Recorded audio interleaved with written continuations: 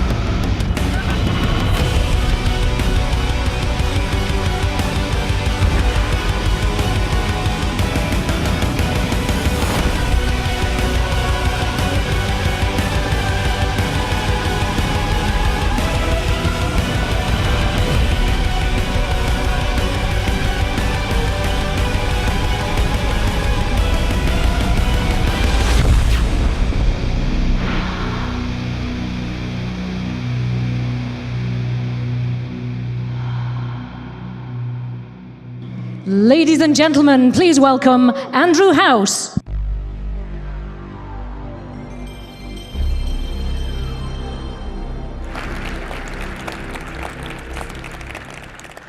Good afternoon, and to those of you joining us from around the world, good morning, good evening, and welcome. It's a thrill to be with you here today. The stakes are high for what we're going to show you. Today marks a moment of truth and a bold step forward for PlayStation as a company, as creators and innovators, and as industry leaders. At Sony, we've always talked about our entire portfolio of technology and content, blockbuster titles, and successful entertainment franchises.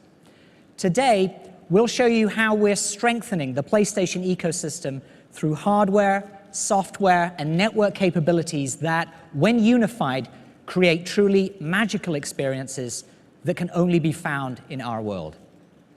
We'll show you how we're making access to our content and experiences, social interactions and titles vastly more simplified and streamlined. And we'll show you the many ways in which the living room is no longer the center of the PlayStation ecosystem, the gamer is. With the gamer as the focal point for our efforts, we've created a platform attuned to consumers' changing behaviors and an evolving sense of play. Ease of access, regardless of location or device, has been an absolute priority. With mobility and the ability to share content and experiences becoming an increasingly important part of the gaming experience, connectivity between devices and the ease with which they connect has been essential to meeting the demands of today's casual or core gamer. Our vision for the future is consumer-centric, developer-inspired, and characterized by an unwavering commitment to phenomenal play experiences.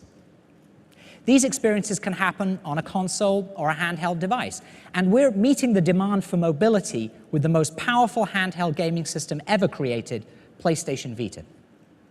In fact, the operating system and chipset inside PlayStation Vita is so powerful, we think it could bring significant value to gamers' living room experiences.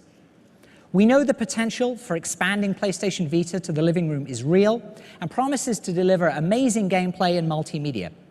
We'll be talking more about this exciting initiative later this year, but it's safe to say that we'll continue to unlock PlayStation Vita's potential. We're also focused on expanding the world of PlayStation content to smartphones and tablets via PlayStation Mobile. We've strengthened the PlayStation Network to offer more groundbreaking indie titles such as Unfinished Swan and the critically acclaimed Journey. And we're bringing more convenience and value to our gamers through programs such as Instant Game Collection and Day One Digital. Every facet of PlayStation will continue to become more powerful, and as you'll see today, remains at the heart of every new innovation we create. While our Sony heritage has long been defined by superb engineering and technology unleashed via powerful hardware, we also knew success would rely not only on a package of next-generation technologies, but on reconceptualizing how the next-generation gamer would want to play.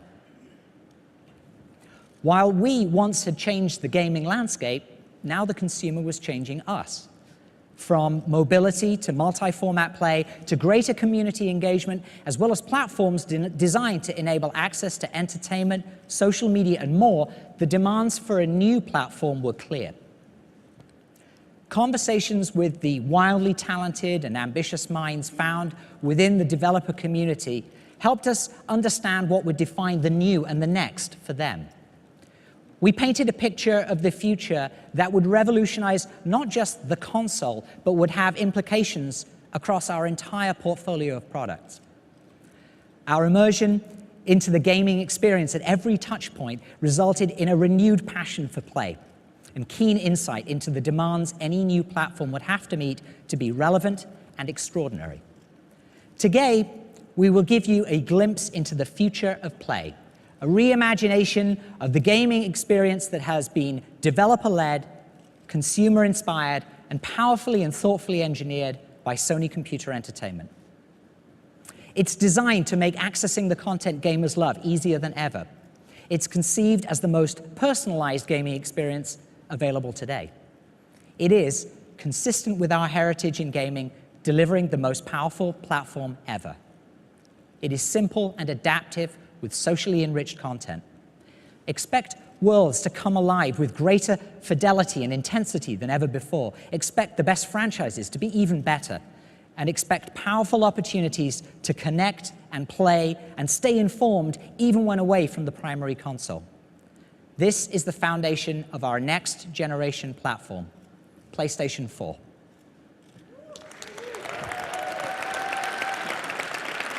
Thank you.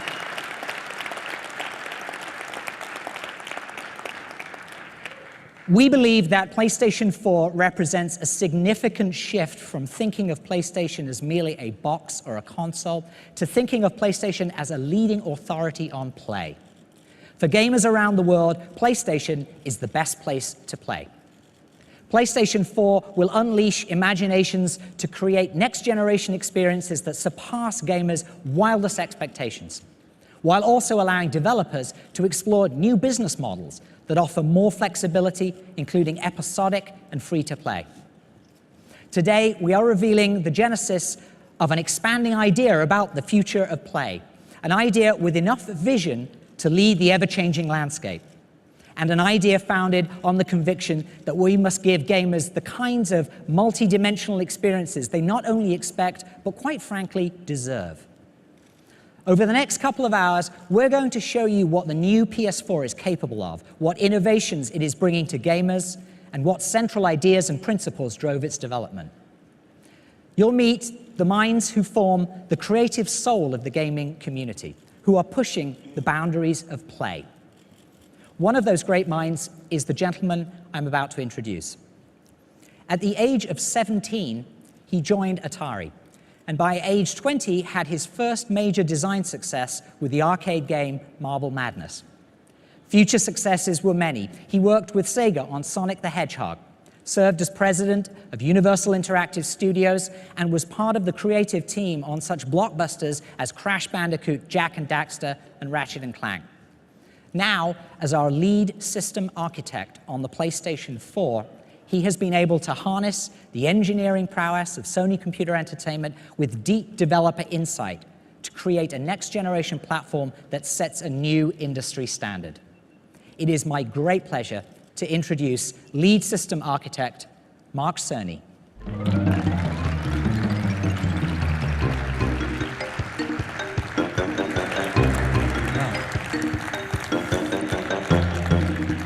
Thank you, Andy. How we rehearsed.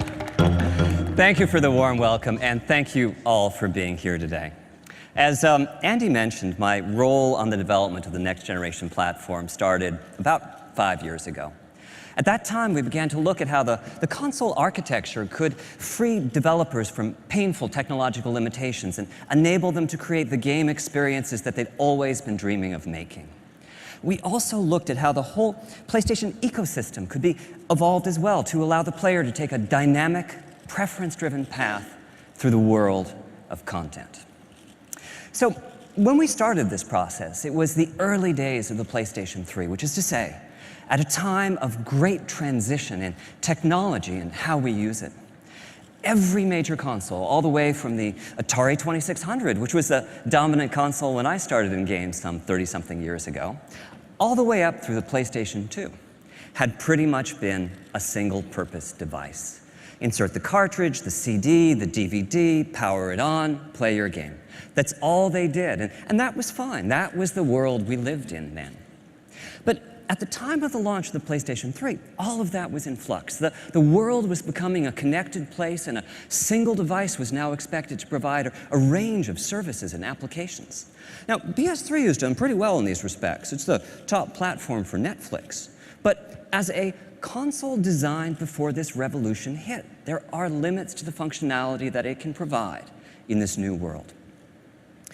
In addition, since the launch of PlayStation 3, we've seen a proliferation in the number and variety of devices that people own and interact with.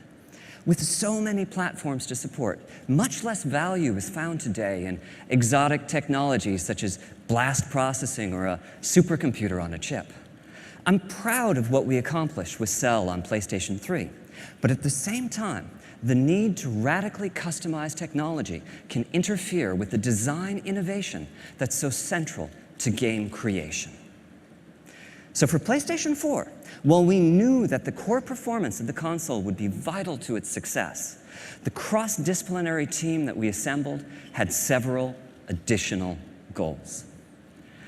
For one, we wanted to make sure that nothing would come between the platform,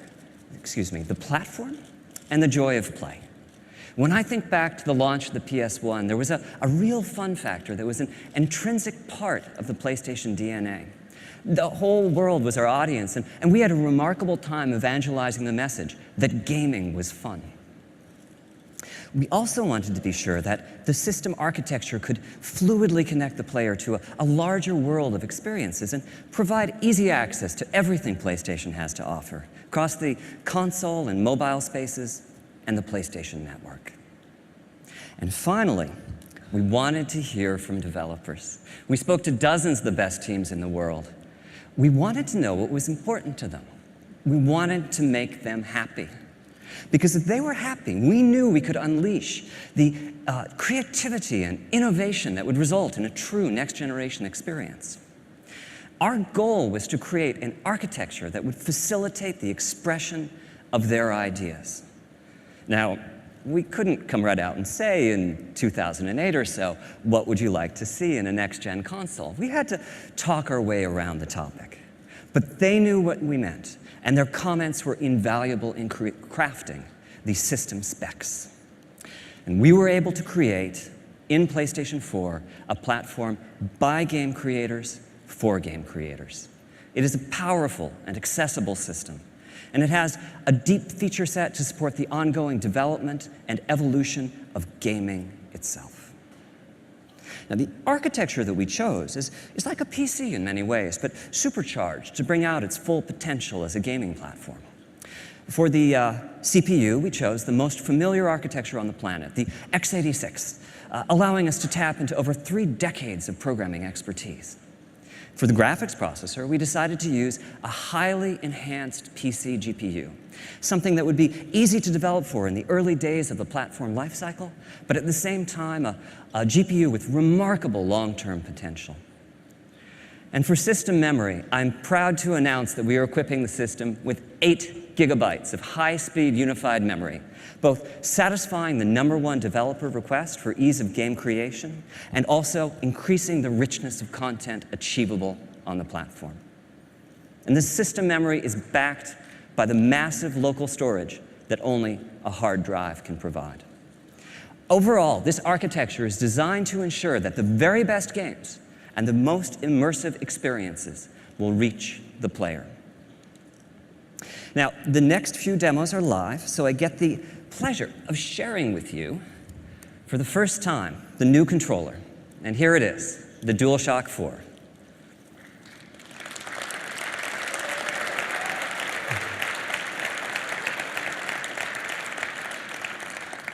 Thank you.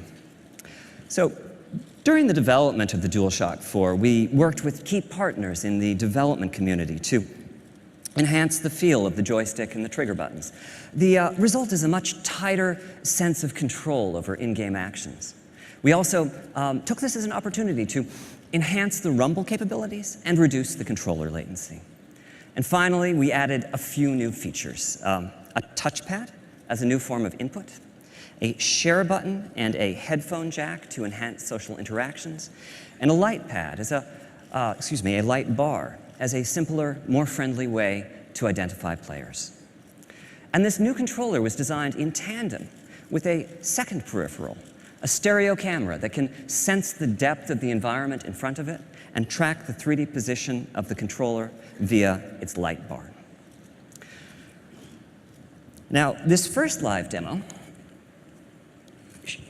shows the payoff from the augmented PC architecture. This is Unreal Engine 4 from Epic, running in real time on prototype hardware. There's some very sophisticated technology here, GPU-accelerated particle systems and realistic transmissive materials with substantial subsurface scattering. And this is all running in real time. I can look around as the animation plays using the touchpad input. Not only do we have the power to drive this level of application, but we also have in PlayStation 4 an extraordinarily easy conversion path from the PC world. Now, as to how we accomplish this, PlayStation 4 is centered around a powerful APU that combines 8 CPU cores with a state-of-the-art GPU with almost 2 teraflops of computational performance. Putting CPU and GPU on the same die gives them streamlined access to a common pool of memory. And with PlayStation 4, we're taking an unprecedented step. For system memory, we're using GDDR5, the type of memory typically reserved for top-of-the-line, high-end graphics cards. This gives us 176 gigabytes per second of bandwidth and provides a further boost to the GPU performance. Now, earlier I said we were using a highly enhanced PC GPU. Principally, we've modified the GPU to make compute easier, which is to say, we've made it practical to use the GPU as a general-purpose computational device. This next live demo is a million-object physics simulation from Havoc. This is primarily running on the GPU, not the CPU. Tasks that can fully occupy the CPU cores will be achievable using just a fraction of the PlayStation 4 GPU. Overall, our goal has been to architect the system so as to support a breadth of experiences. I'm really looking forward to seeing how the development community will choose to use this tool that we've provided for them. Truth is, I'm making a game too. In my case, I'm focusing on that joy of play I remember so well from the early PlayStation days. So here's a quick look at the title I'm directing.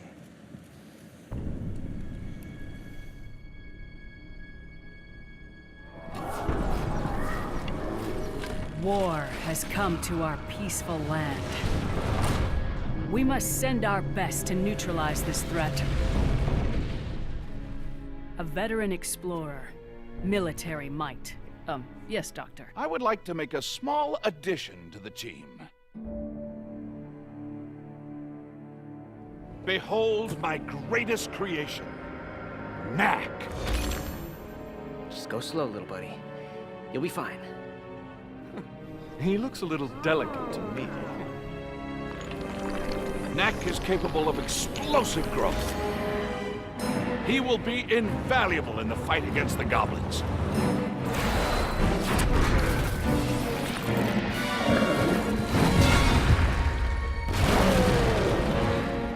Knack, you're no human. Why do you work for them?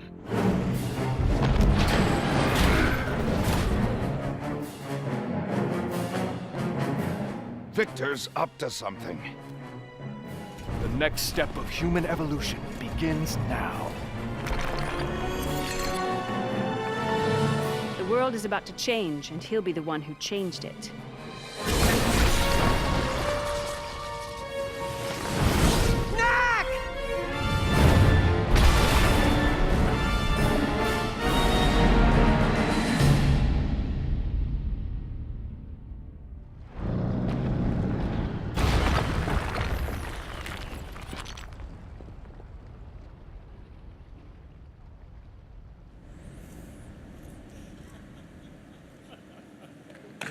Thank you.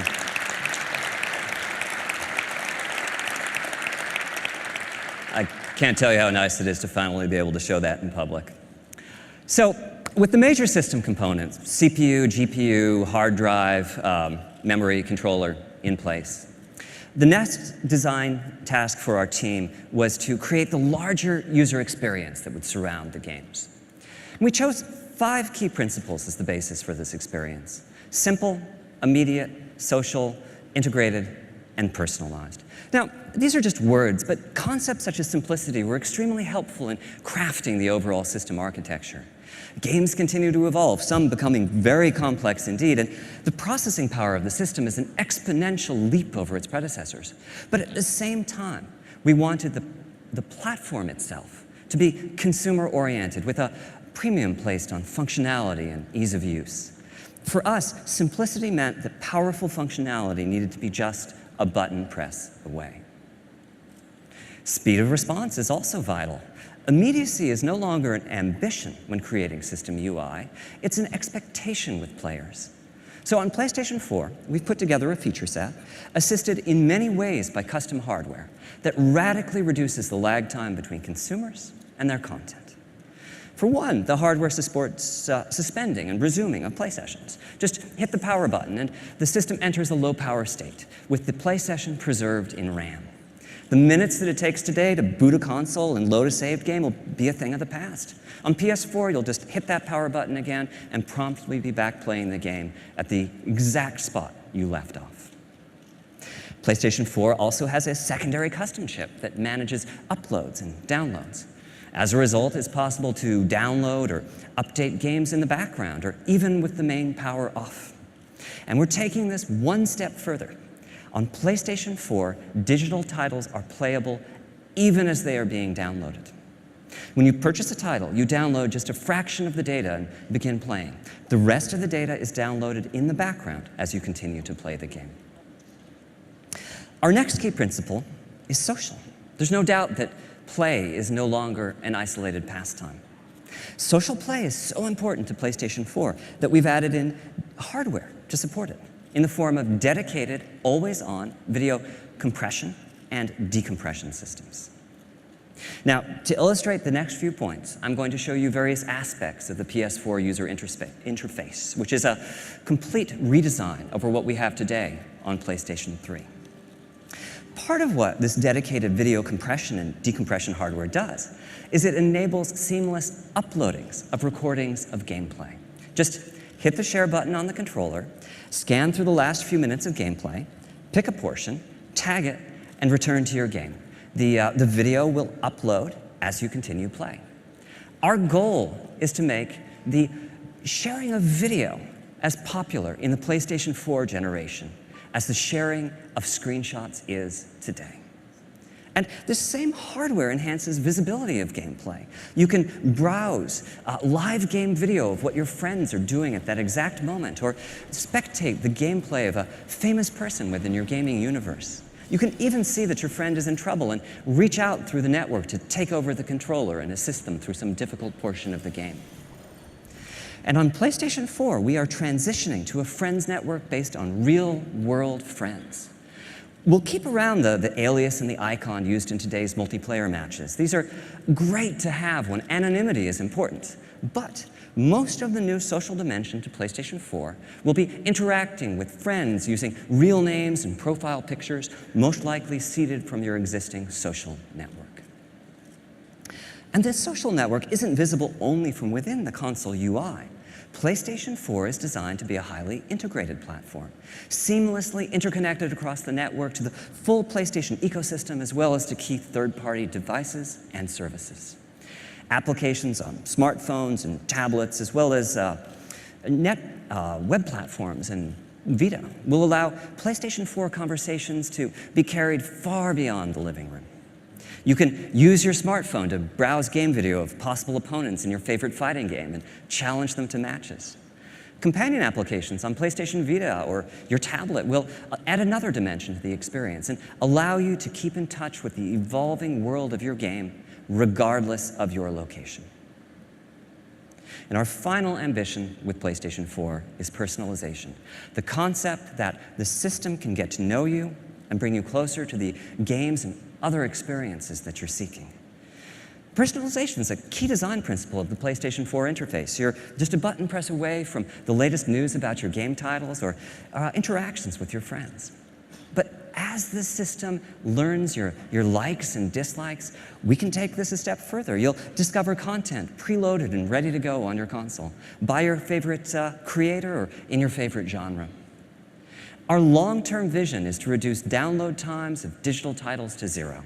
If we know enough about you to predict the next game you'll purchase, then that game can be loaded and ready to go before you even click the buy button.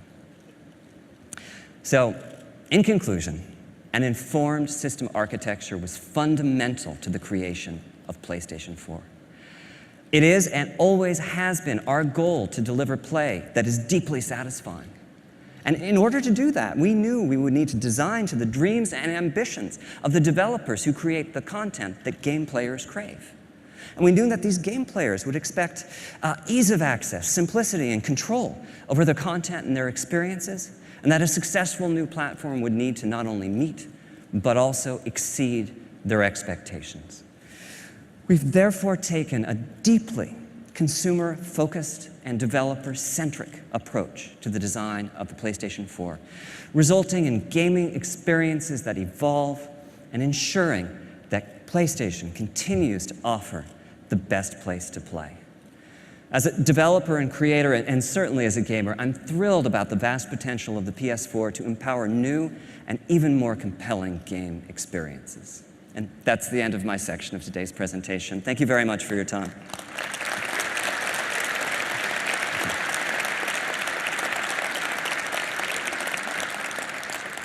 So, I'd like to introduce the next speaker, Dave Perry. You probably know him as the co-founder and CEO of Gaikai, a pioneering company in cloud gaming that Sony Entertainment purchased last year. For me, though, it's a bit different. Dave's one of my personal heroes, a charismatic game designer with a string of hits, including Aladdin and Earthworm Jim, that I've spent far too much of my time playing over the years. Please join me in welcoming David Perry, CEO of Gaikai.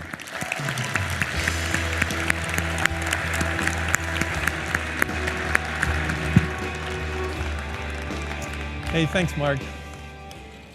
It's truly an honor to be here with everyone in the room and the millions watching live around the world. I can't tell you how excited the Gaikai team and I are to be working on the PlayStation 4 platform. They're actually back at our office watching live through the internet right now, so hi everyone. As Mark mentioned, I've proudly spent nearly all of my life playing and creating video games. We all remember powering up our first PlayStation and the adrenaline rush that followed. It wasn't just a piece of hardware that gave us the goosebumps. It was knowing that the PlayStation would be delivering new experiences that pushed the gaming forward into completely new territories. And that's precisely what we're doing with PlayStation 4 and the PlayStation Network, integrated with our Gaikai technology. PlayStation 4 is an incredible platform, and it's imperative that the PlayStation Network delivers a connected experience that is equally incredible and delivers on the vision of the PlayStation 4. With the network, you'll fight together, you'll become champions together, and you'll conquer the world together. The gamer is at the center of the PlayStation Network, so every decision that we're making for the network is scrutinized to ensure that it delivers on what gamers want most out of their entertainment experiences.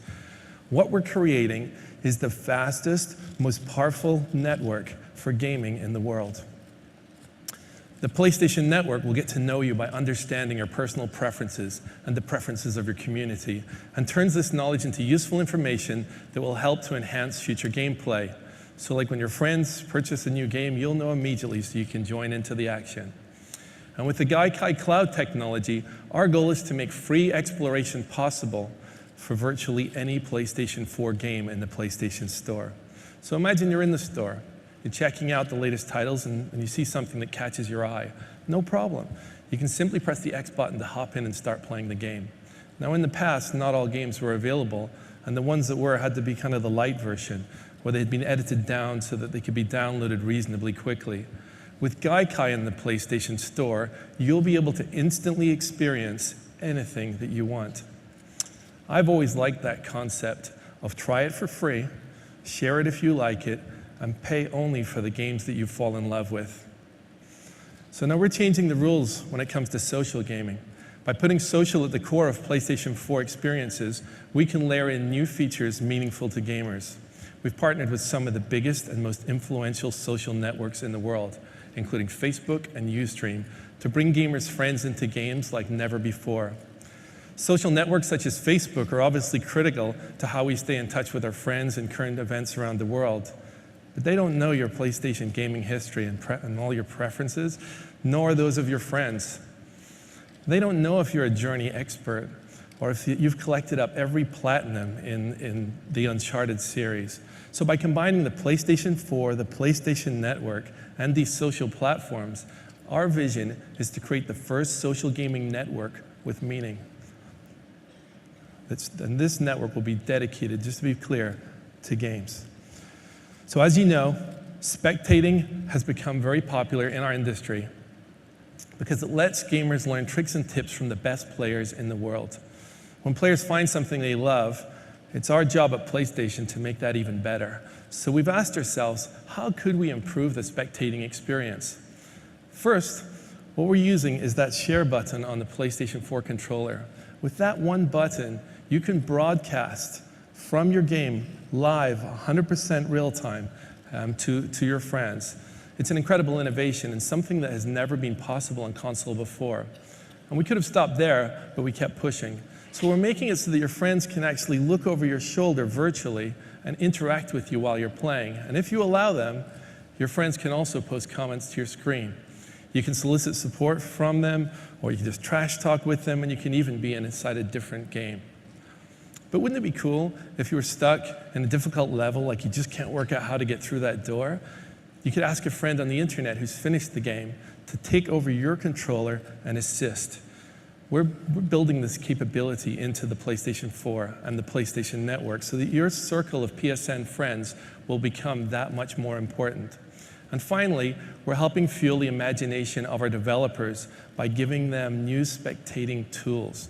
Now imagine a developer using these tools. If they identify a gaming expert, they can give them director-level status so they can manipulate levels to assist you during your gameplay. Developers can insert command buttons for certain levels, where friends can drop in special items for you, such as giving you a health potion when you're in critical condition. We've also partnered with Ustream to give gamers multicasting capabilities. And that means you can schedule a set time and broadcast your gameplay live to anyone that you want to invite. In summary, the base hardware architecture for PlayStation Network was designed to facilitate and integrate social aspects throughout all phases of the gaming experience. The PlayStation Network wraps you in your favorite content wherever you are, across the PS4, the PS3, the PS Vita, smartphones, and tablets. And we're going to give developers a simple, elegant solution for enhancing their PS4 games on second screens. A key feature enabled by second screens is remote play. Now, we believe so much in remote play that it's been built into the architecture of the PlayStation 4. So how are we unlocking remote play's potential with this next generation? The answer is PlayStation Vita. PS Vita is the ultimate companion device for PS4, enabling gamers to put their games from their beautiful HD TVs right onto their PS Vita's beautiful 5-inch OLED display.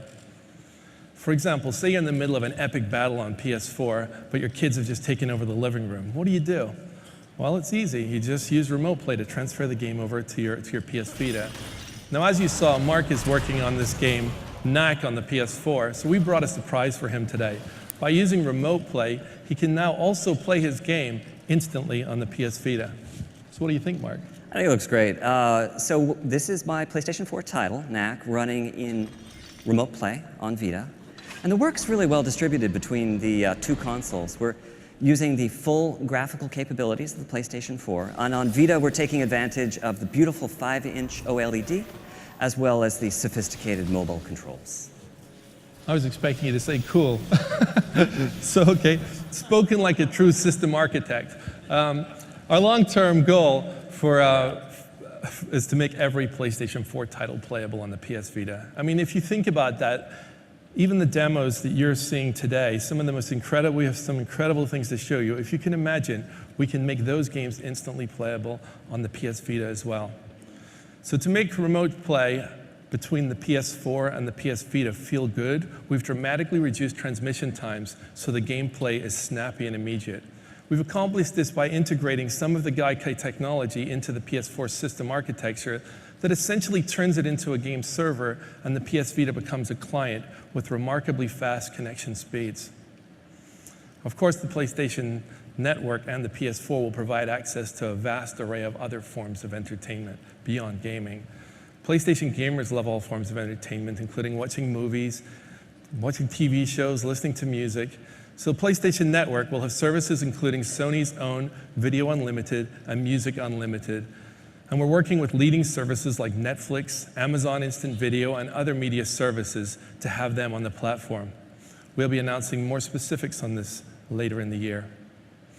Now, I've already mentioned a couple of ways that Gaikai's cloud technology and PlayStation Network will enhance the player's experiences. The PlayStation Network in the cloud can present additional value to PlayStation gamers.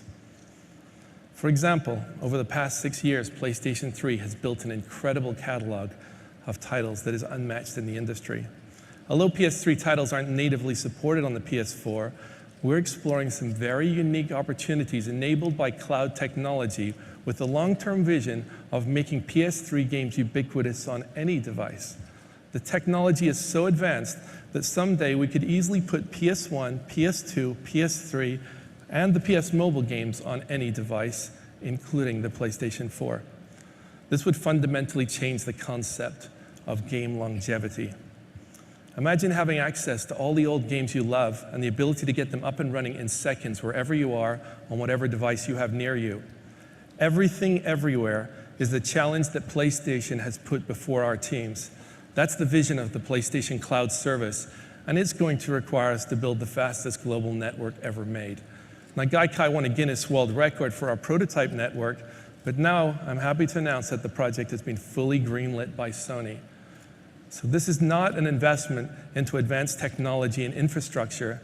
This is an investment into the millions of loyal PlayStation gamers across the world who would love to have all the past, present, and future games at their fingertips.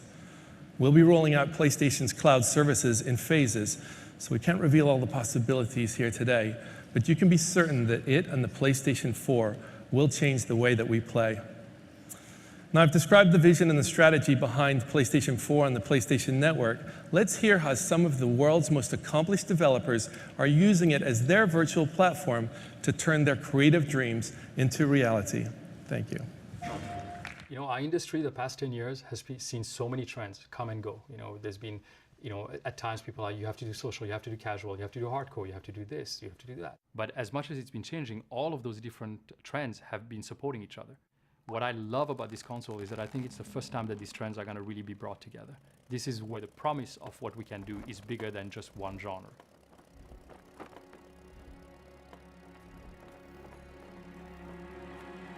This time, Sony came around to us and they came to our office and they said, here's what we're thinking. What are you guys thinking? What have you been held back by? And what would you do if you didn't have any technical limitations? That they gave us the possibility to provide feedback and to adapt based on the feedback they received from developers was, for me, a very important message. All these developers had a hand in actually helping form what the PlayStation 4 would eventually turn out to be. We took all that into consideration to create the system that just works. When we think about the word simple, we've chosen to interpret that with a comparable word, elegance. And to us that means this balance between how complex the simulation or the options or the interfaces are with how deep the experience you can get from it. The more elegant a design is, then the more simple and easy it is to get incredible depth. Where you can have a deeper experience that's still not really complicated, but it's much richer and much more immersive. Everyone has, to some degree, some instinct of craft. They want to make something their own. They want to make it a representation of themselves to other people who know them. Through personalization, there can be a relationship between the kind of content that I'm interested in and how the options are presented to me. So this system actually is very much aware of the player and what's going on in the room at any given point. So for example, when I go to the PlayStation Store, right now I see advertisements and commercials for a lot of games that I'm frankly not interested in. Having a good way to present you the games that you're interested in is very important for us.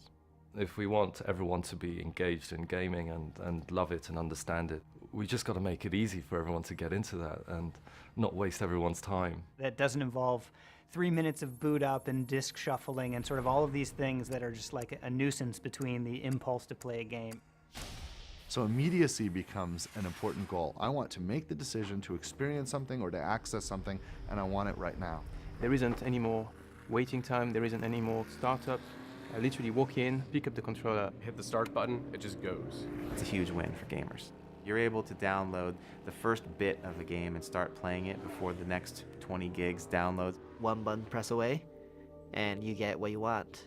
Historically, console games have been very much like lived in a tower. You go to your living room, you have that experience there, and that's where it happens, and then like you leave your living room and then you have the rest of your life.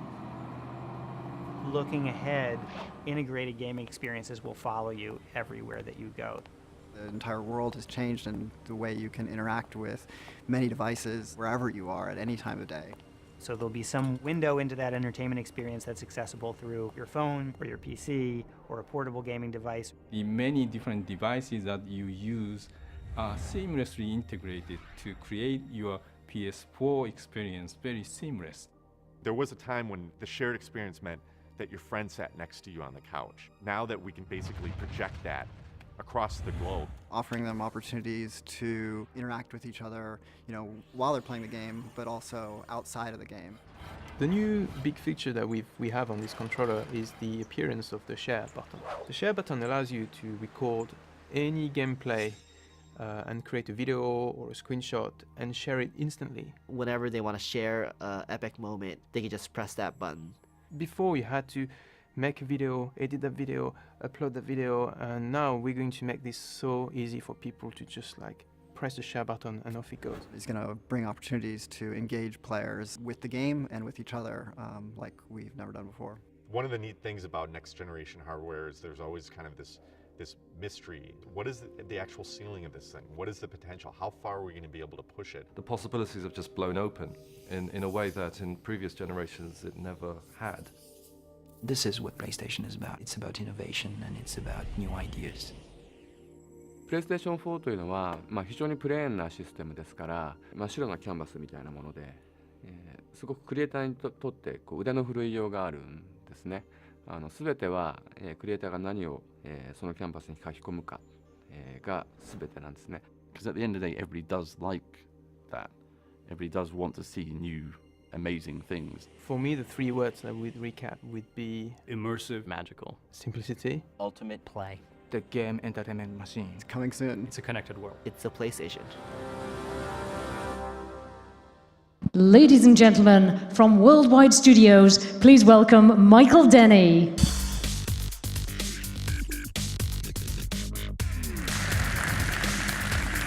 Thank you. So as you've heard from Mark and Dave, and as you've just seen in the video, there are a lot of very happy game developers out there right now, which is fantastic, because the future of PlayStation is about great games, inspiring new experiences from the imaginations of the world's best creators. In the past, creators' ambitions have often been constrained by the limitations of technology. PlayStation 4 will bring a new synergy between hardware, software, and the fastest, most powerful gaming network in the world, unlocking a new canvas for creativity. From the outset, our game creators have been given the opportunity to collaborate with our hardware and system software engineers to help shape PlayStation 4's unique feature set. So with this powerful synergy, deeper, more connected experiences and a newer emotional state of play are made possible. At Worldwide Studios, we are privileged to work with the world's best development teams. And whether working on new IP or reinventing existing franchises, PlayStation 4 has ignited their creativity to build exclusive new experiences that until now they could only have dreamt of. So, I guess what a lot of you have been waiting for, let's take an early look at some of their work. Please welcome on stage the managing director and co-founder of Guerrilla Games, Herman Hulse.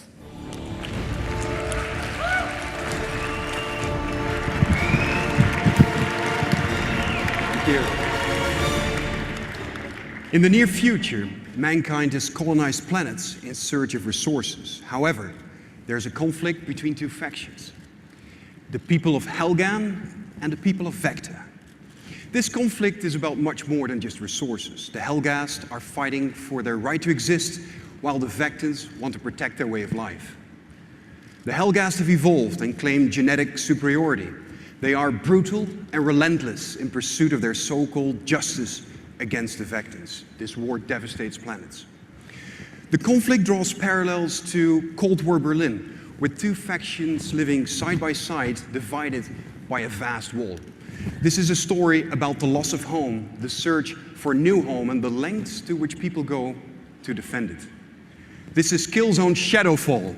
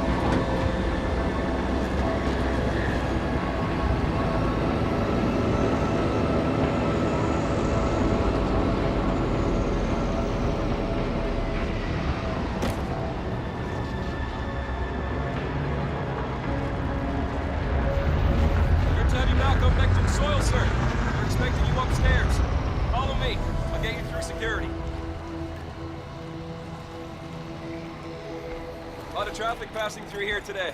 More than usual. They're drafting in units from all over.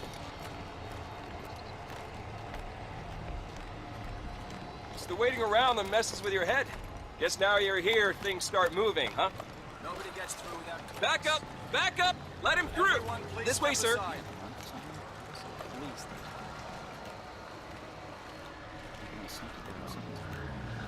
Sorry, sir, just a formality.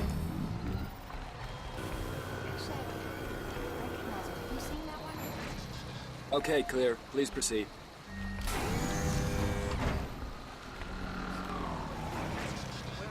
Where did that go? Yeah, well, they don't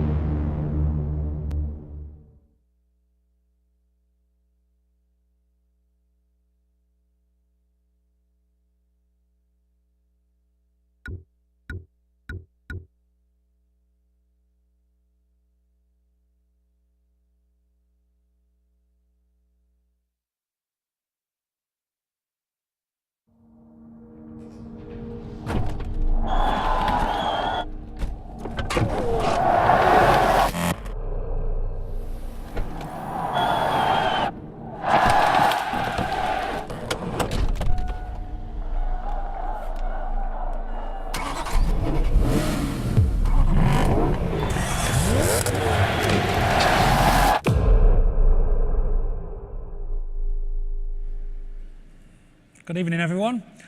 I'm Matt Southern from Evolution Studios, and we're making the game we've always wanted to make. It's called Drive Club, and it's all about team-based racing.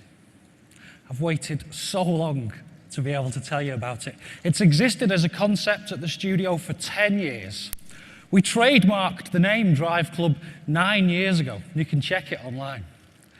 At its heart, it's always been a very simple concept about driving the very best cars in the world, in the greatest locations in the world, but crucially, doing it together. And we've literally waited for the technology to be available to deliver our vision. We've visited the greatest car companies there are to share this vision for next-gen team racing. And they love that Drive Club isn't just about cars and locations, not even just about winning races, but about people, about collaborative gameplay with friends in teams. Next generation no longer just means more powerful hardware. We're the next generation of gamer. We want to play great-looking games like this, but in new ways that fit our permanently connected social lives. And to us, that means driving in a team. Drive Club is a game to play in real clubs, asynchronously and in real time, against other clubs all around the world. The gameplay isn't specifically about races, it's about challenges, and rewards you for playing in groups, even if you aren't top of the leaderboard, much like the best squad-based first-person shooters do.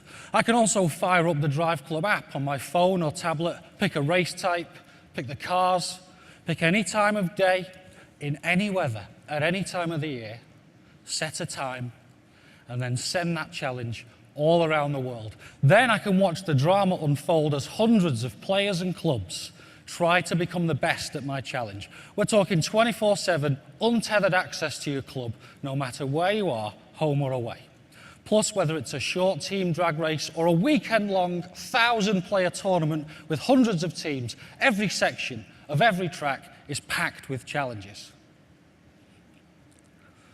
First-person games are also great at transporting you and your friends fully into their worlds. And we're using first-person perspective to make sure you and your mates feel exactly how you should when you own a car like this. We're recreating them with obsessive love. These are two of the fastest production cars in the world, the Hennessy Venom GT and the Koenigsegg Agera R. And they're as close as you'll get to the real thing in terms of detail and accuracy, with totally correct material parameters painstakingly measured from the real thing using our custom-built photometric apparatus. We've gone borderline insane with real-world details and subtleties. We've modeled the direction of each microscopic metallic flake of paint in multiple layers. We've emulated the effect of each individual thread in the weave of the carbon fiber, so the pattern alters realistically with the lighting angle. The lights themselves are fully modeled using multiple layers of reflectors and lenses that refract the real bulbs underneath. And we've modeled those rainbow patterns you get when you wax the plastic headlamp covers. Even the suede and carpet have a fiber direction map, causing them to reflect light differently when they've been brushed or touched. In fact, let's climb into a car now. This isn't cockpit view, this is true first-person racing. The exquisite feeling of opening the door, breathing in the experience, strapping yourself in, and firing up a 1,200 brake horsepower engine. Ladies and gentlemen, it's such a thrill for a studio to be asked to help define new PlayStation technology so that we can finally bring our vision for team-based racing to life. That's just a brief glimpse of Drive Club. We can't wait to show you more. Thank you.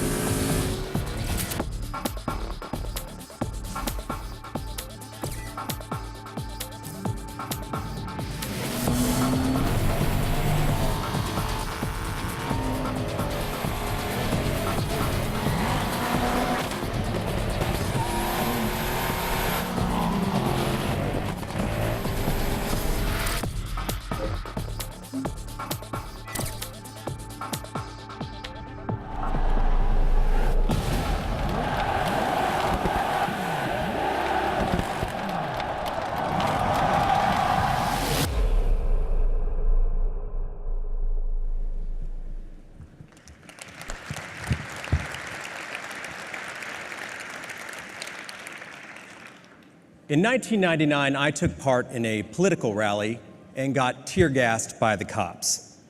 Now, up until then, I'd always thought the police were there to protect me, to protect the people that I cared about. But on that day, they didn't. We all want to feel safe, right? But it is hard to put your finger on what that sense of security is worth. However, it is easy to say what it costs. Right now, there are 4.2 million security cameras distributed all around Great Britain. That is one camera for every 14 citizens.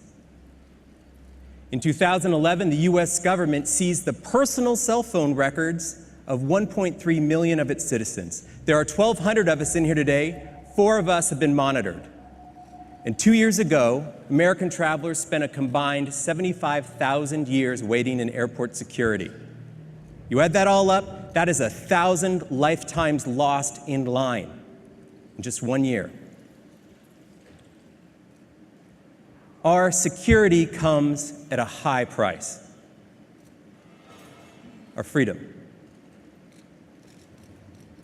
Now, picture how things would change, how the world would react if a handful of people suddenly developed superhuman abilities, capable of unleashing incredible carnage without ever pulling a trigger or lighting a fuse. These people would be living, breathing weapons that could pass through any metal detector or X-ray scanner or even a strip search completely undetectable.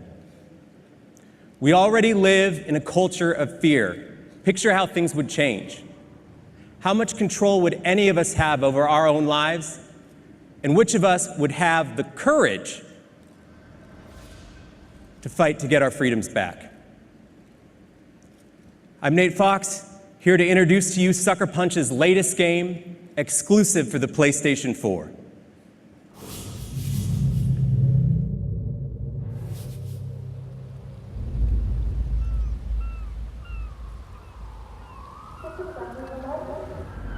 Your safety is our top priority. The DUP is in control. To expedite scanning, please remove all rings and bracelets. The DUP is in control. G6 status. G6 clear. G7 status. G7 clear. H1 status. What the hell? What was that? I don't know. B2 status? What should we do? B2 repeat status. On me. Keep your eyes peeled. The DUP is in control of the situation. Up there! We got him! Lost B2. Check in B5, B5. Over there. Go. Cover me. Control of the situation.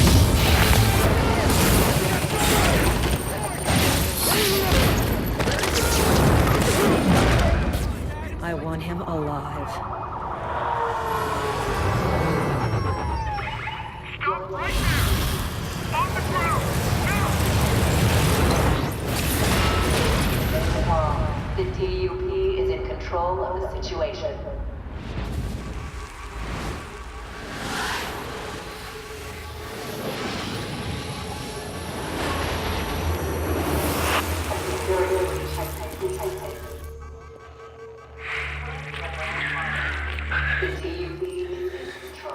You are not in control.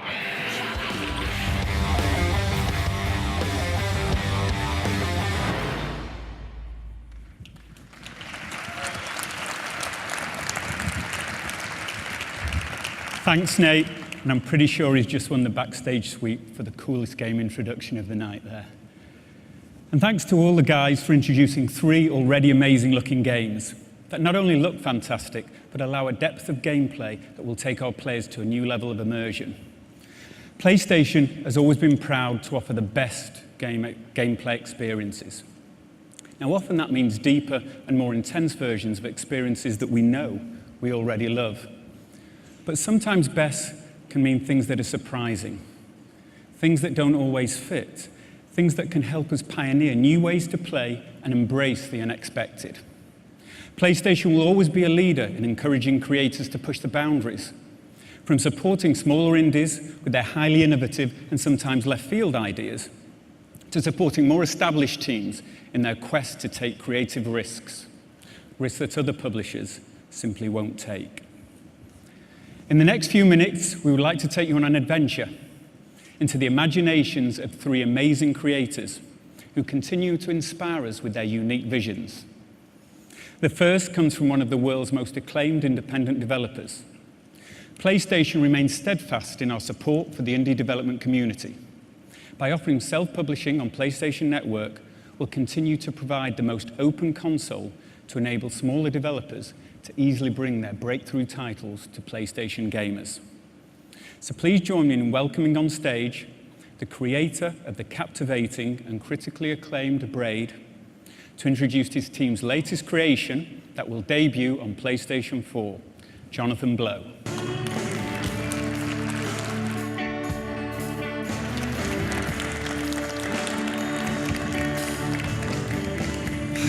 Hey, I really don't know what I'm going to do to follow up after all those explosions, but we'll see what happens, I guess.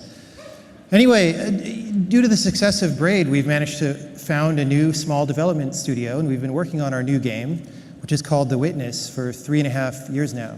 It's a game where you explore a mysterious abandoned island and solve the puzzles that you find there. But at its heart, at its core, it's a game about epiphany, that instantaneous transition of the mind that takes you from confusion to understanding. You know, one minute your situation seems impossible, you have no idea what the solution to your problem would even look like. And then the next minute you see everything. It's all very simple and clear. And you wonder how you couldn't have seen this solution before. You know, a lot of games have these kind of little aha moments in them. But in The Witness, we take this aha substance and distill it into a concentrated form. And in doing so, we make design decisions the opposite way that most games would. The Witness takes place in an open world, so you can go wherever you want to at any time. But whereas most games in open worlds try to make their worlds as big as possible, so you'll be impressed by the sheer scale of the endeavor, in The Witness, we're trying to make the world as compact as possible, so that you have a very dense experience that makes the best use of your time. Wherever you're standing in this open world, there are 3 or 4 different destinations with completely different themes within 20 seconds of walking from where you are.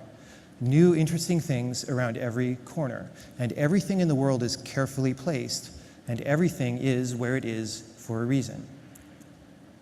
A lot of games try to pad their playtime so that they seem long, but in this game, we work very, very hard to cut anything that's redundant. There's no filler.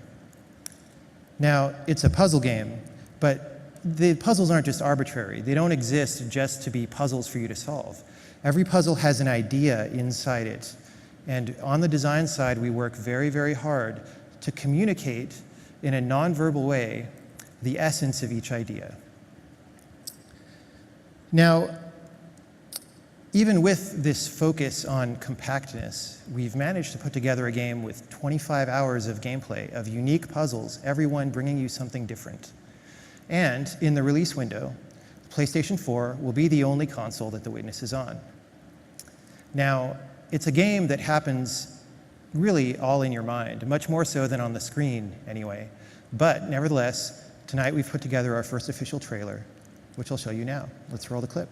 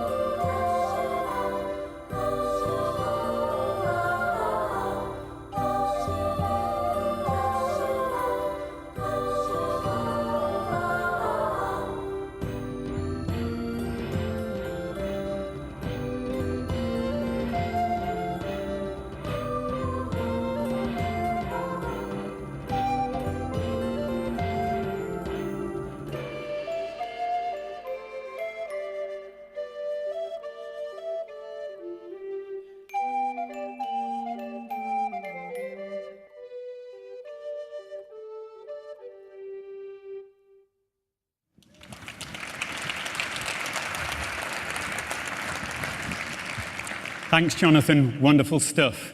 And how about that? What other event would show you a game like the visceral and action-packed Killzone, followed by the mesmerizing and thought-provoking Witness?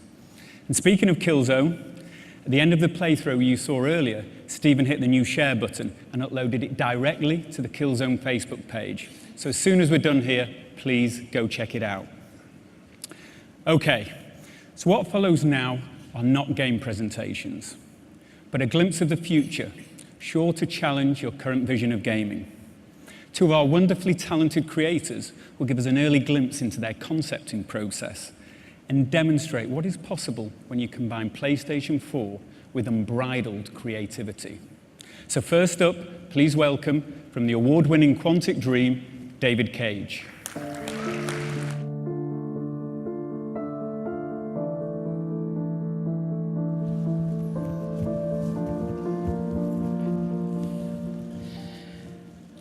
When people ask me, what is the feature you want the most on future hardware platforms? My answer is always the same: emotion. Getting the player emotionally involved is the holy grail of all game creators. We all try to trigger intense, subtle, and diverse emotions. We try to make players forget that this is just a program animating pixels on the screen. We don't want them just to watch something. We want them to live it and suspend their disbelief, experiencing that magic moment where they live in a different reality. Emotion is something complex and challenging to capture.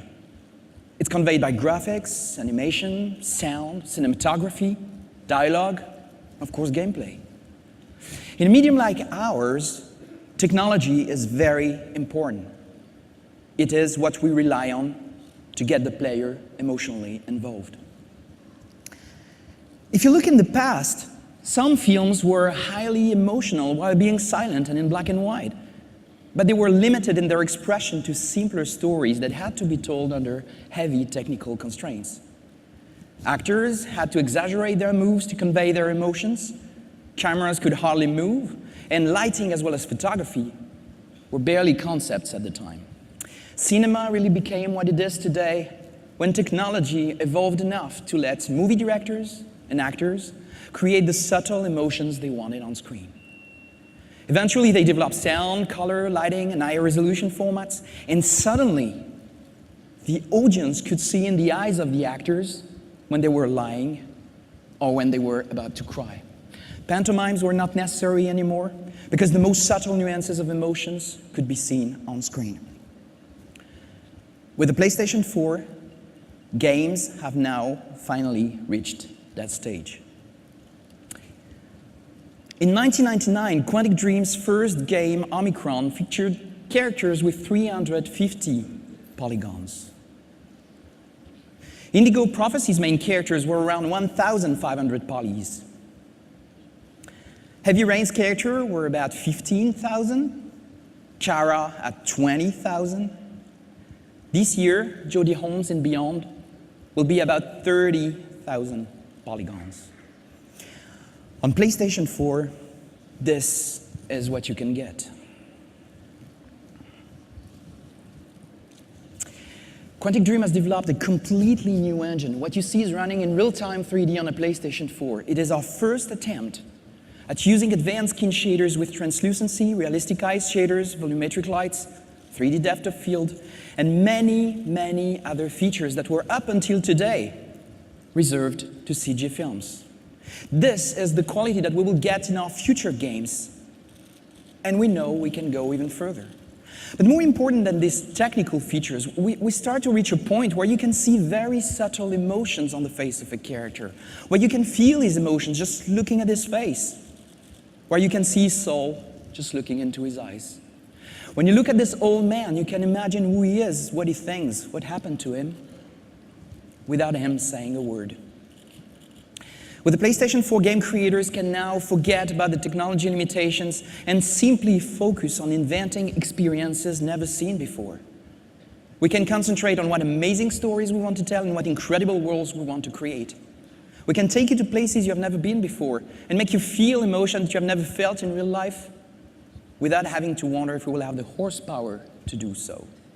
We are now only limited by our imagination. Thank you.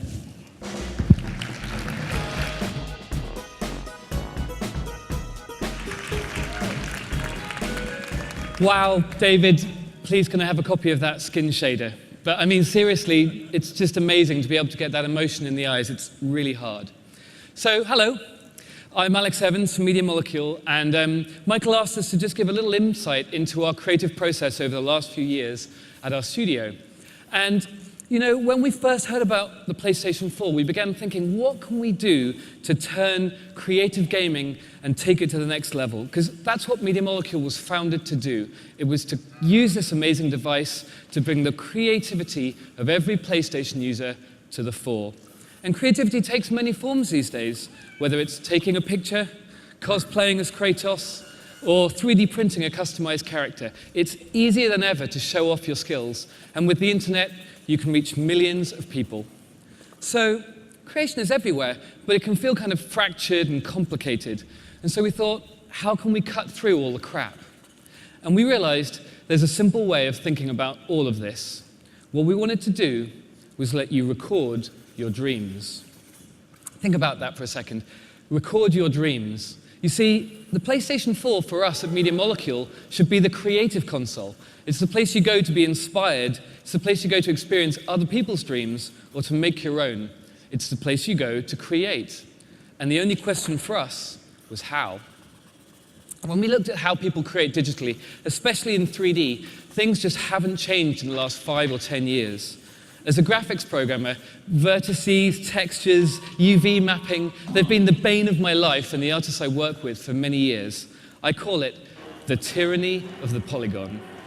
And so we asked ourselves, how could PlayStation 4 change this? How could the insane power per dollar that only a next-gen console deliver, how can we sweep away the techie mess? How can we redefine digital making and overcome the tyranny of the polygon? So we've done 2 years of research into this, from motion capture to stereo cameras to advanced user interfaces, touch interfaces. Basically, we tried everything, and it got more and more complicated, more and more space age. It just did not feel like recording dreams at all. And then we discovered that the single most powerful, accurate, and precise tool for 3D creation was right under our noses. It was the Move controller. Now, finally, at last, after a troubled relationship, we've completely fallen in love with this thing. Dear Move controller, I'm sorry, it's taken us so long to realize this, but we're going to marry you with the power of the PlayStation 4. We are going to revolutionize making. You're great. So one of the first things we built with this was a sculpting tool, and we've been using it for a while now. Once we stopped thinking in terms of memory budgets, schedules, pixels, we forgot about the technology and we just started doodling, just sketching, put that at the heart of our creative process. A really lovely thing happened. We started having real fun making, collaborating, sketching, remaking. It doesn't matter where you start out because you can take a left turn at any time that inspiration strikes and go somewhere even cooler. It's a free-form creative journey that I think of a little bit like cloud watching, except that you can reach in at any time and change and shape it to whatever's in your head. Behind me, you can see a time-lapse of one of our sculpts playing back literally as it was made, because we record every single move that you make. And because it's such a quick and free-form thing, before we knew it at Media Molecule, we had made hundreds of these things.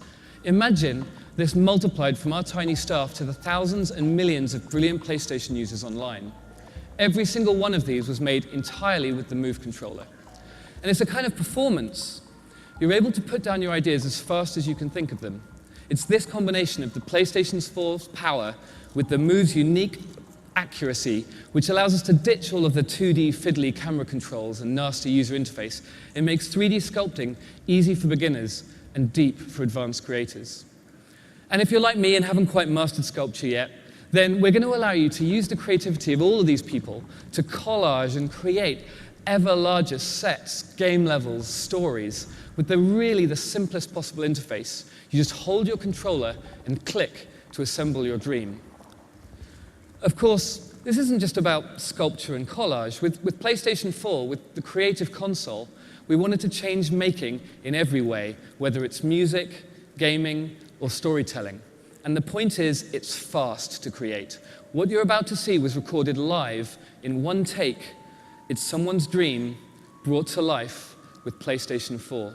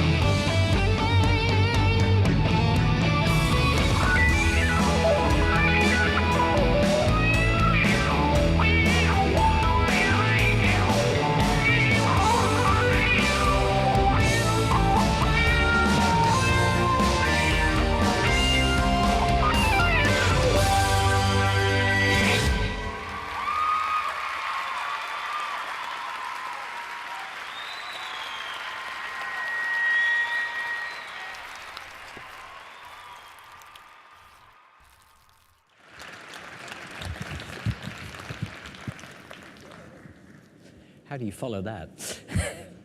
Thanks very much, Alex. Although we've only shown glimpses of these new exclusive titles and some creative explorations being developed for PlayStation 4, I think you'll agree that our Worldwide Studios team and the indie community is pushing the boundaries into how games look, feel, and interact. Of course, the development teams that comprise Worldwide Studios aren't the only ones focusing their efforts on PlayStation 4. We have long-standing relationships going back to the original PlayStation with some of the most iconic and influential developers in the world. And I'm proud to announce that virtually every major third-party partner across North America, Europe, Japan, and Asia will support PlayStation 4. Today, we'll be sharing with you some amazing new titles, but we're just scratching the surface of the full roster that we'll show throughout the year. To help demonstrate this point, please join me in welcoming our first guest, Yoshinori Ono from Capcom.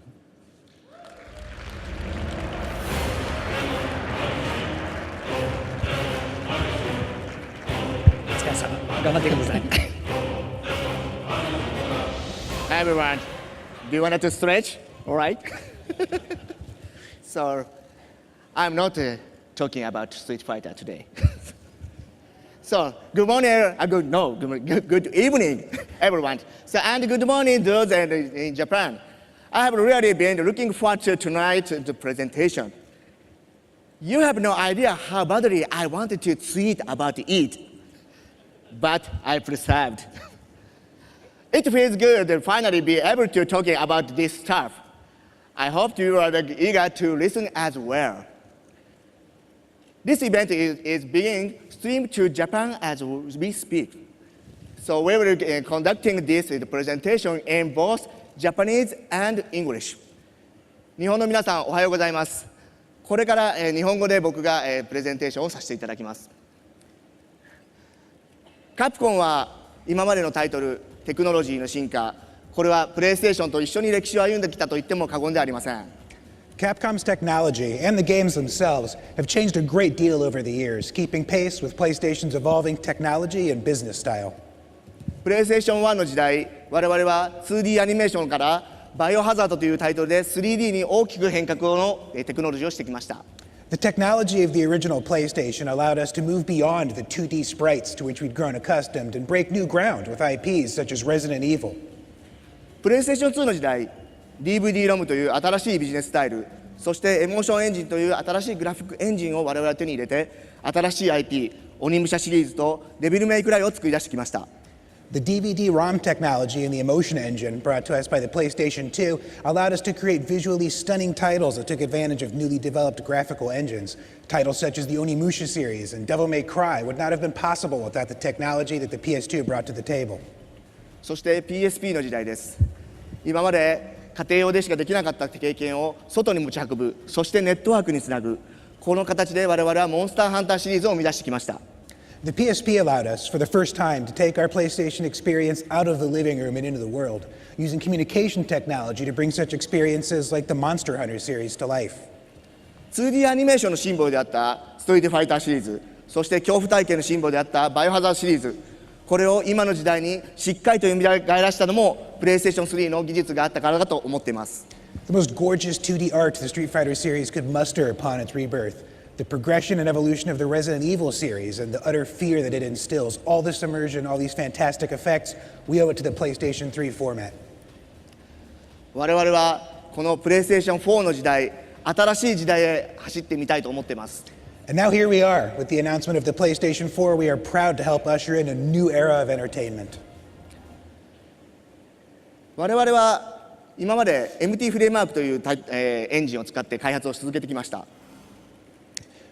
We've been hard at work developing a new engine suited to the PlayStation 4 and its power, the next evolutionary step from our MT framework engine. PlayStation 4、この新しいビジネススタイル、そして新しいグラフィックエンジンに対応する新しいエンジン作りを今進めています。We continue to refine this engine to ensure that it takes advantage of the incredible technology, power, and business style that the PlayStation 4 embodies. このエンジンコードネームパンタレイは新しいテクノロジー、そしてそのテクノロジーを使うツール、そして新しいゲームデザインに対応するべくただいま目下開発中です。This new engine, codenamed Panto-Ray, by taking advantage of current technology and providing the tools necessary to harness it, will allow us to take game design in entirely new directions. 本日はこのパンタレイの上で動いている新しい IP、そしてPlayStation 4の上で実際動いている映像を今日は皆さんにお届けしたいと思います。I'd like to show you a little something. It represents a new IP running on the PlayStation 4 using the Panto-Ray engine.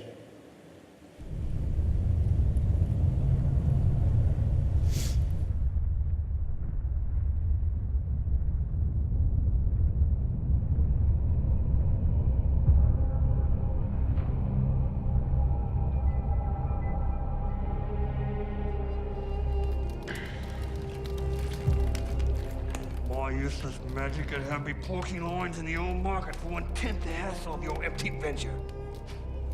Why were you following him anyway? Let's find this bloody third gate.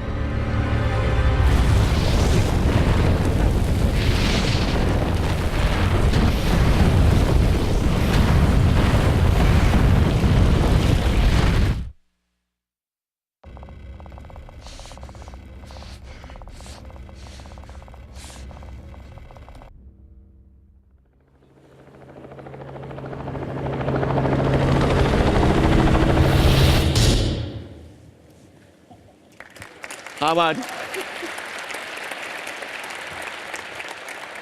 このディープダウン、そしてパンタレイは今目下開発中です。So as we speak, Deep Down is being developed concurrently with the Panto-Ray engine. この PlayStation 4という新しいアイテム、そして新しい力を使って我々は皆さんに新しいゲーム体験を体験していただきたいと思っています。So we're hoping that the power and technology behind the PlayStation 4 will bring us all sorts of brand new experiences. Thank you very much for listening to our presentation. Thank you.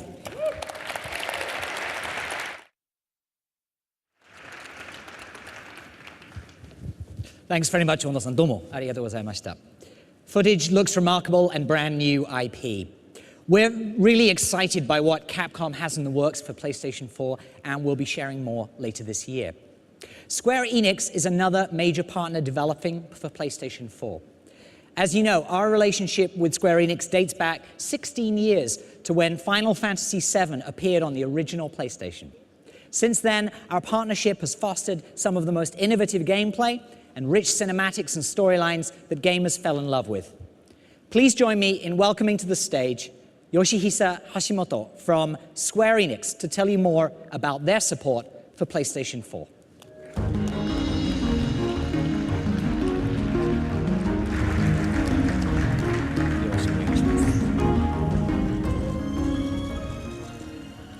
Hi everyone, good evening. My name is Yoshihisa Hashimoto. I'm the Chief Technology Officer of Square Enix Japan. It's a great pleasure to be present at the announcement of the PlayStation 4. This is a historical event for the game industry. And I'm truly honored to be allowed to give a demonstration in front of you all. Today's demo isn't a game, but rather a real-time cinematic demo running on PlayStation 4. This cinematic was created using Lumina Studio, Square Enix's state-of-the-art game engine. I believe it will give you a taste of the game experiences that will become possible with the next-gen capabilities of the PlayStation 4. Without further ado, please enjoy.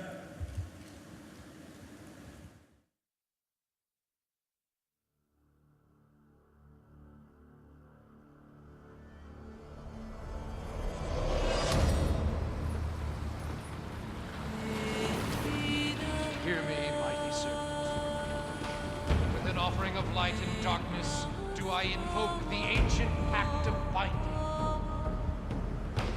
Once more, the wicked stand before us, threatening the sacred communion between your realm and mine. Rise, and from the time-torn rift shall our power rage forth and rain down destruction. Never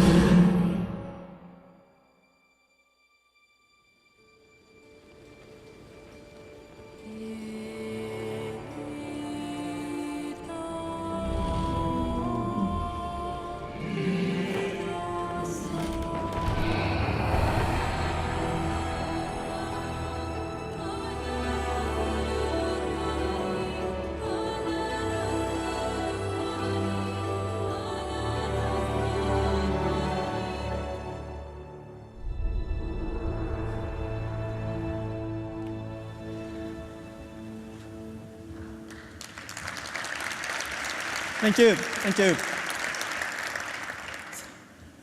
This is the level of quality that Square Enix is targeting for our next generation titles.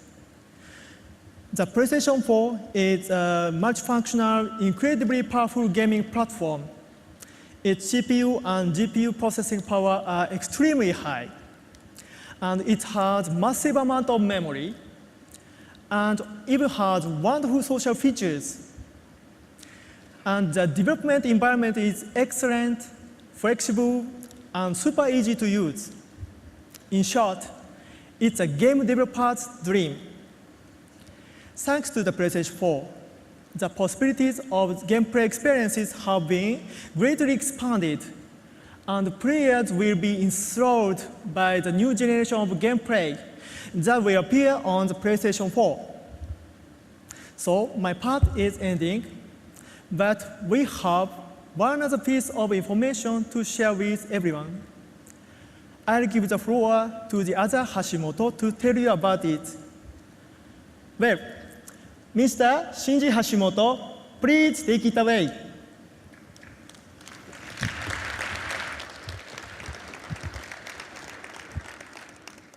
Good morning, good afternoon, good evening, everyone. My name is Shinji Hashimoto. I am the brand director for Final Fantasy at Square Enix. I am not brothers with Yoshihisa. Okay, today, I just have one thing to say. On the occasion of this presentation by Yoshihisa of the Luminous engine, and the announcement of the PlayStation 4 from Sony Computer Entertainment, I would also like to announce that we are preparing for development of a Final Fantasy title. Please be excited for E3 this year. Thank you so much, thank you so much. See you soon, bye.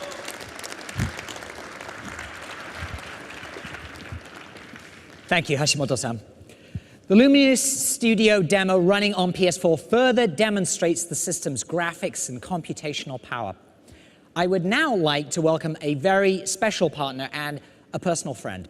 Over the years, Ubisoft has become an extension of the PlayStation family, and their support for our platforms has produced hit after hit. The Ubisoft team is truly pioneering a lot of next-generation gameplay, and I'm very excited by what they have to share with you tonight. Please welcome Ubisoft co-founder and CEO, Yves Guillemot.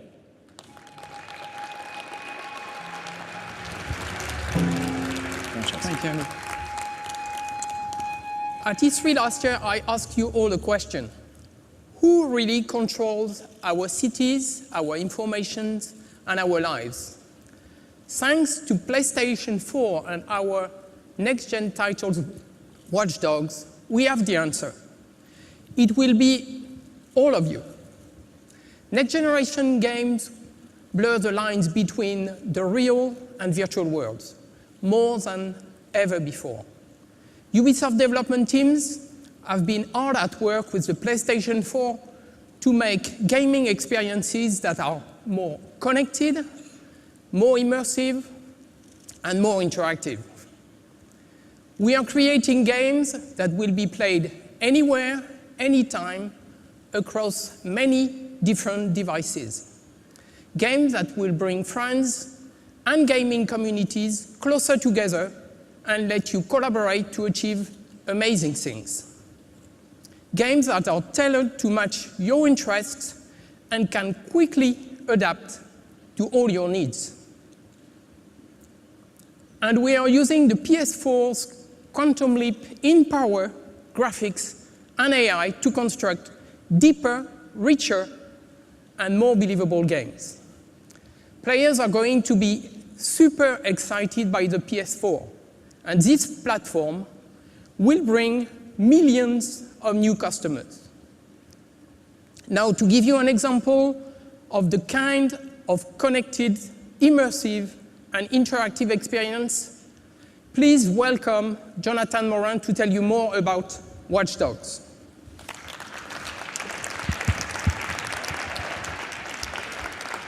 Thank you very much, Eve. Hello, everyone. Finally back on stage to talk about watchdogs. Hyperconnectivity has changed us. It started with computers, mobile devices, and then we all got one of these. Everything about me and the ones I love are on this phone. Now, what's the next step? Smart cities. A system that manages entire cities to solve complex problems.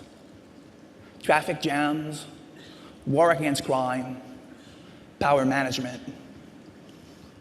In watchdogs, you're gonna control all of it. We've shown this at last year, E3. Everything is connected. But today, I want you all to discover that everyone is connected. I want you all to feel what it's like to control Aiden Pierce and wander around in Chicago, to invade everyone's privacy without them knowing. You're all about to discover that once you can tap into anyone's lives, anything can happen dynamically in front of you. So you're now going to enjoy a full-blown new live demo that will show you that exploring an open world has never been so engaging. So thanks to Nick to perform for you tonight. Enjoy.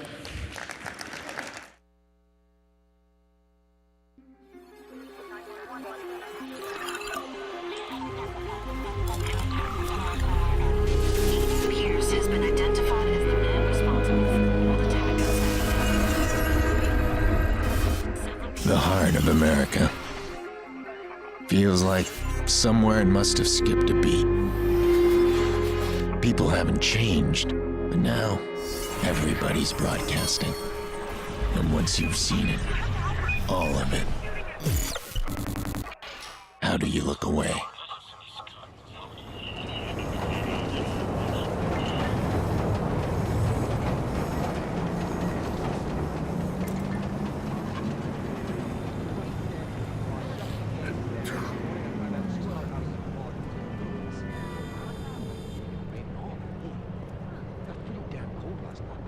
Yeah, no kidding.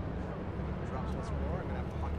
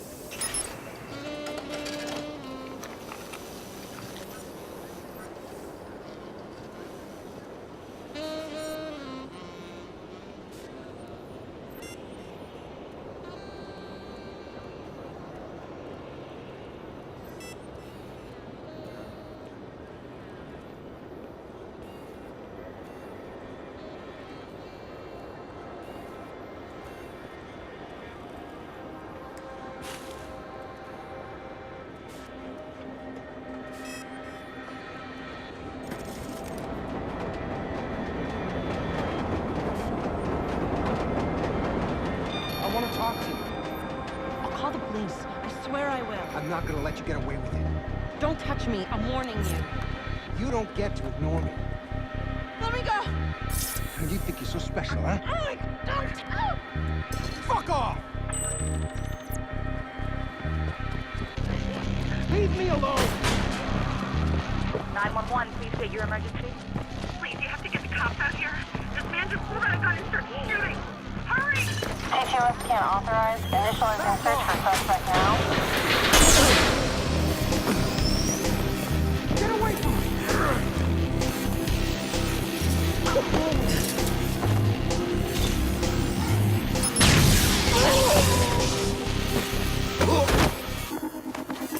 Put out an all-call squad. We're on this suspect. Over. Police, hands on your head!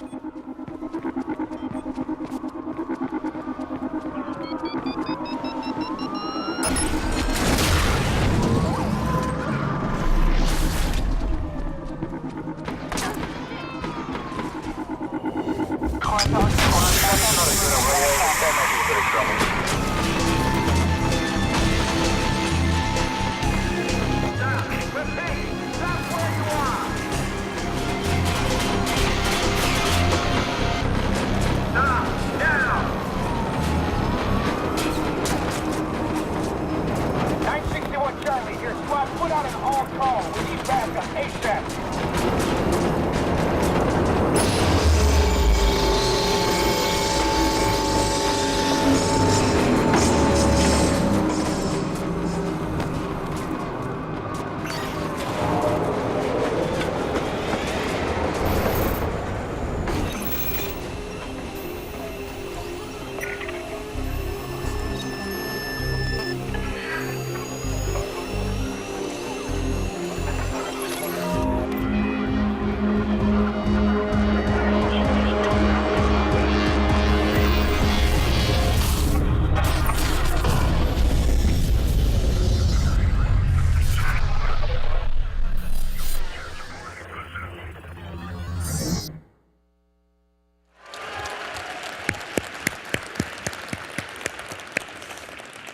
Thanks, Jonathan and Eve. Watch Dogs on PlayStation 4 will be an amazing experience, and we have much more to share with you later this year. There's another partner I'd like to invite on stage tonight to help illustrate the tremendous support we have for PlayStation 4. This iconic developer is known for making some of the most immersive and creative games anywhere. And this is not only the first time they've been on stage for PlayStation, but the first time they've been on stage for any console. It's my pleasure to introduce Senior Vice President of Story and Franchise Development from Blizzard Entertainment, Chris Metzen.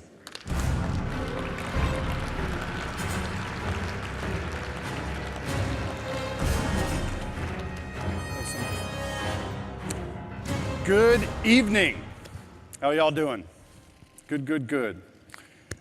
Many of you are probably wondering why an old school PC game developer is kind of crashing the big Sony party tonight. I'm very pleased to share with you all that Blizzard and Sony have entered into a strategic partnership through which we will take over the world.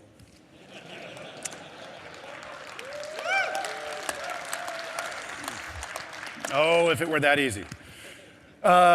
One of the things that people don't really know about Blizzard is that we actually got our start as a console game development shop. We cut our teeth on making games like Lost Vikings, Rock and Roll Racing, Blackthorn.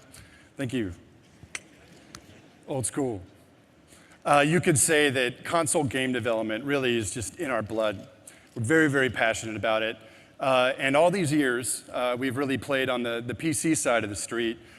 We have held a deep desire to get back into the mix and to bring console players, some of the home-cooked, imagination and adventure that we love to develop.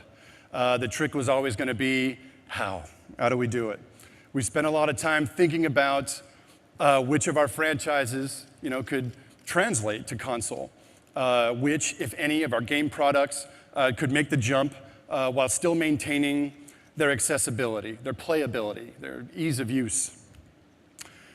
We know, in partnership with Sony, that we have our game. So I'm very pleased tonight to announce the game that Blizzard Entertainment will be bringing to the PlayStation 4.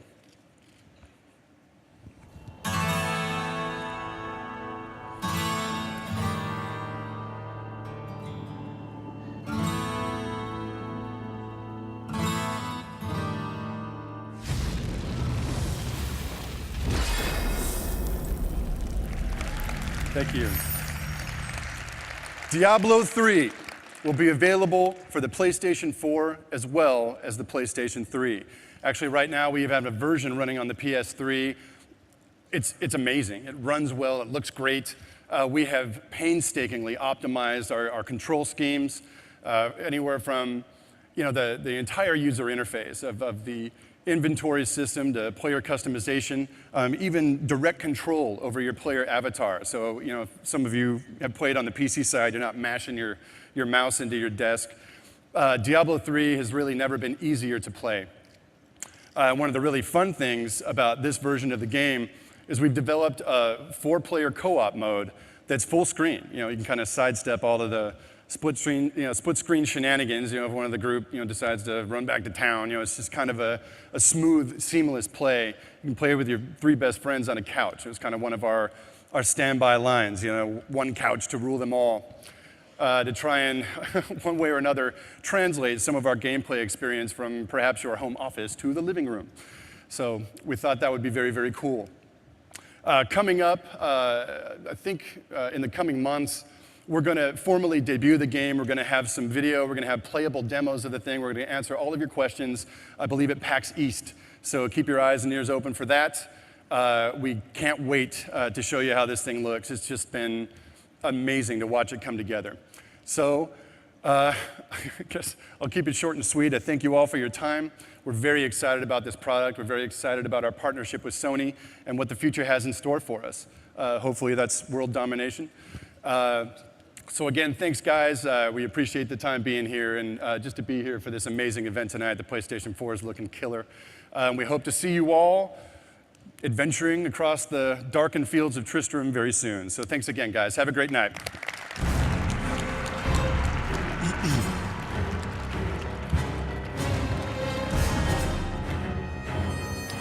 Yes, it's me again. Now, there's one more partner I'd like to invite on stage tonight. This publisher is known for making not just some of the biggest video games on the planet, but some of the biggest entertainment franchises in any medium on the planet. They are one of the driving forces behind turning video games into mainstream popular culture. It's my pleasure to welcome to the stage the CEO of Activision Publishing, Eric Hirshberg.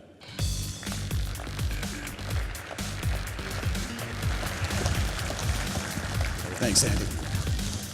Thank you, Andy, for the kind words. But of course, we couldn't do what we do without companies like Sony building incredible platforms like the PS4 that have brought interactive entertainment into the living rooms of hundreds of millions of people around the world. Activision has supported every single one of Sony's platforms and has created some of the most iconic hits on each and every one of them. And our commitment to the PS4 will be no different. We plan on supporting the PS4 with multiple blockbuster titles from our best developers during the launch window. And we're looking forward to sharing more with you in the coming months. But what I can tell you, though, today is that our developers and our technology teams are uniformly really excited about how Sony is approaching the PS4. We're excited to be a part of bringing the next generation of great games to the next great gaming platform from Sony. Now, there is one developer in particular who we're working with, who we think has been absent from the PlayStation Nation for too long now. And we thought, what better way for us to show our support for the unveiling of the PS4 than to bring PlayStation gamers together with one of the best developers in the world that you haven't been able to play on a PlayStation for over a decade. And of course, I'm talking about the one and only Bungie.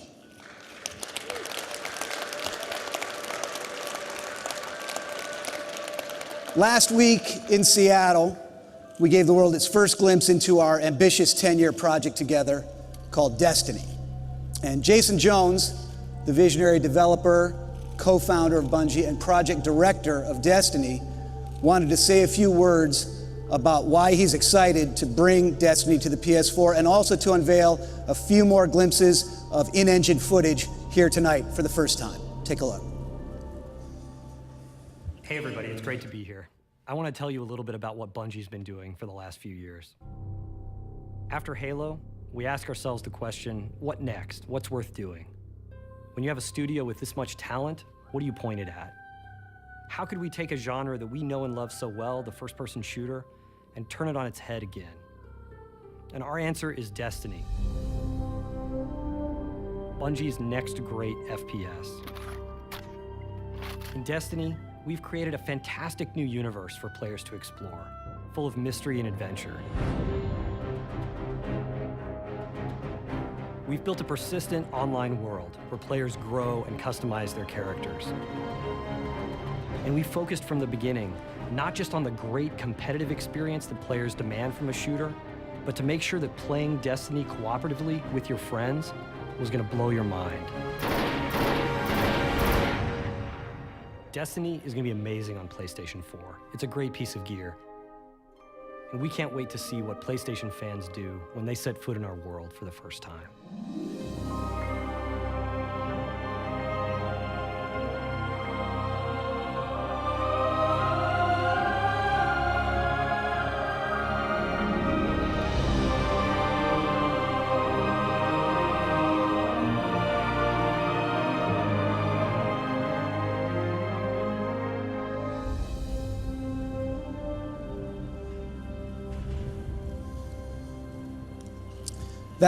Thank you.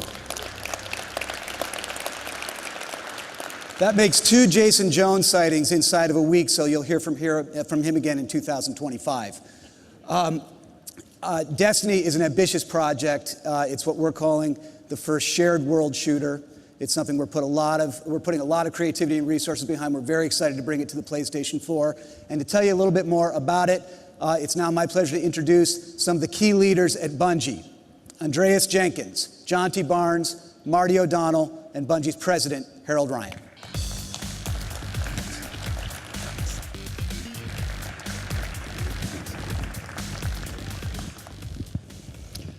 Hello, PlayStation Nation. When Bungie became independent, we were really excited about bringing our games to a bigger audience. Our partnership with Activision, and now Sony, will allow us to do just that. Destiny is an ambitious and innovative game. It's a perfect fit for the PlayStation 4. Like the PlayStation 4, Destiny is an online connected experience. Like the PlayStation 4, Destiny lets you access the content you love from multiple devices. And like the PlayStation 4, Destiny is designed to entertain you for years to come. We're proud to announce today that at the launch of Destiny, both the PS4 and the PS3 versions will be available. And even better, we'll be creating exclusive, playable content just for the PlayStation community. We look forward to sharing more details with you in the coming months. And from all of us at Bungie, thank you very much.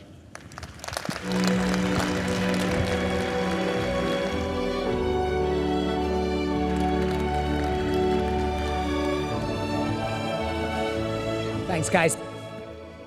Needless to say, we're ecstatic to bring Destiny and exclusive content to the PlayStation 4, and we know the Bungie fans will love it. To all of you who have joined us today, whether in the room or via live stream, thank you so much for being here.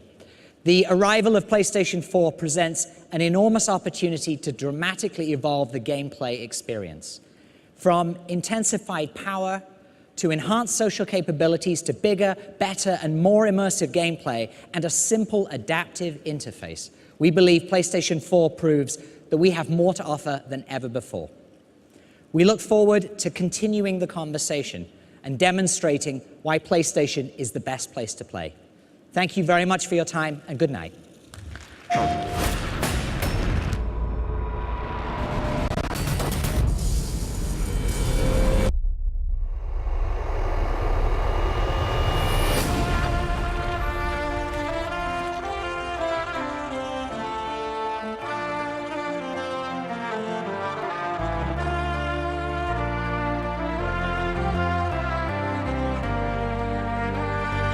What we're trying to create are things that people have never experienced, magical moments that they're going to remember for the rest of their lives.